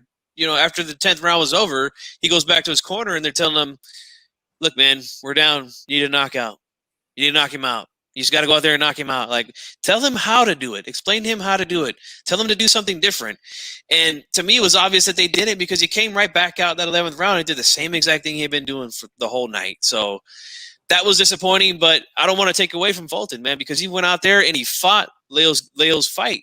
He stood right there in the pocket with him on the inside, banged away, got a little bit dirty. There was a lot of holding and things like that. But, Leo got to do something about that if the referee's not going to do it. So I'm not going to complain about that. But much credit to Fulton, man, for getting the W and becoming a champion. That's right. Hey, I wanna say this, man. Look at this one. We're gonna talk about it on the roundtable on Thursday for you guys to tune in. But man, we got Fulton, we got Neri, we got Leo is still around, by the way. Okay, Aleem, we just had a big win, and again, go check out the interview and leave it in the ring, or on archive, or on iHeart, where Apple Podcast, Pandora. Okay, we got a lot of great fighters. Daniel Roman, who we interviewed on HCP. You know what I mean? Mhm. That's another fighter that's in that division. Luis Neri. Did I forget to say Luis Neri?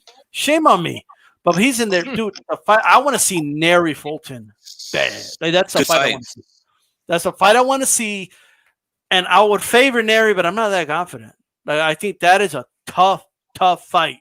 I think Neri has enough power to keep him off of him, but he's got to get past another one, which is Brandon Figueroa, yet another kid, right?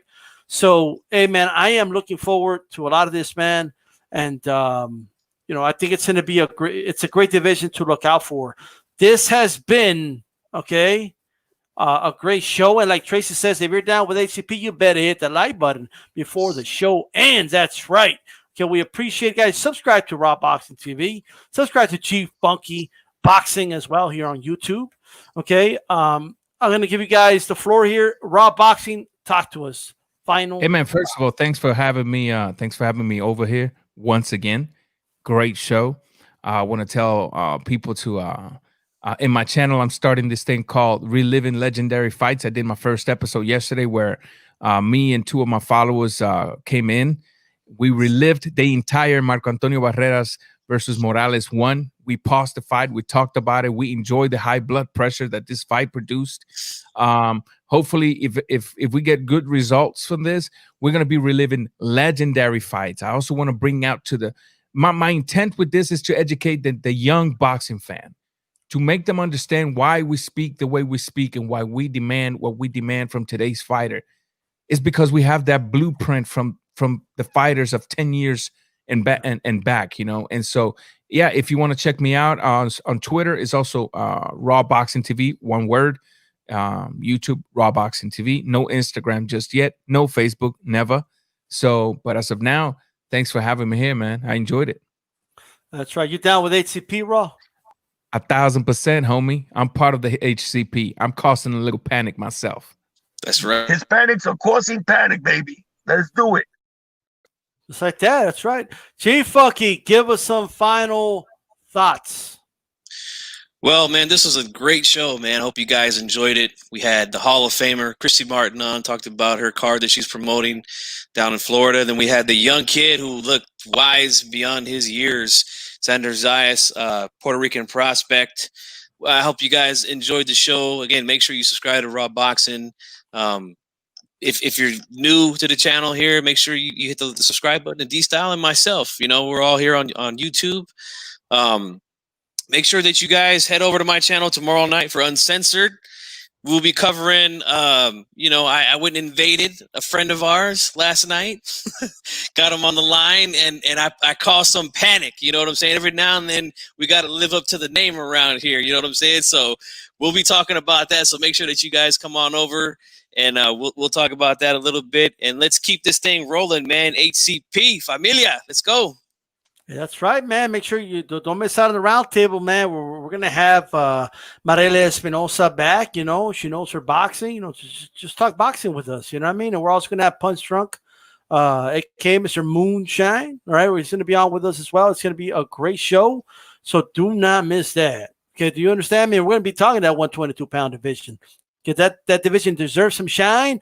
And Navarrete, I thought there was no smoke, bro. Every time you leave, smoke shows up.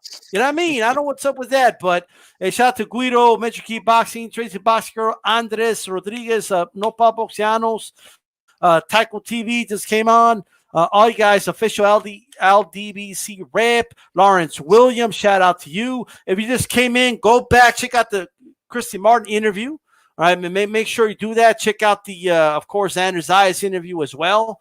Great stuff, guys. And once again, man, just to kind of show you, Christy Martin doing a great job promoting, man. Like, a lot of these fighters. So make sure you go check out her cards and all that good stuff. and I want to know who this guy is. Okay, Ricardo Rivera, Popeye. Okay, caught my eye. I'm gonna keep an eye on that.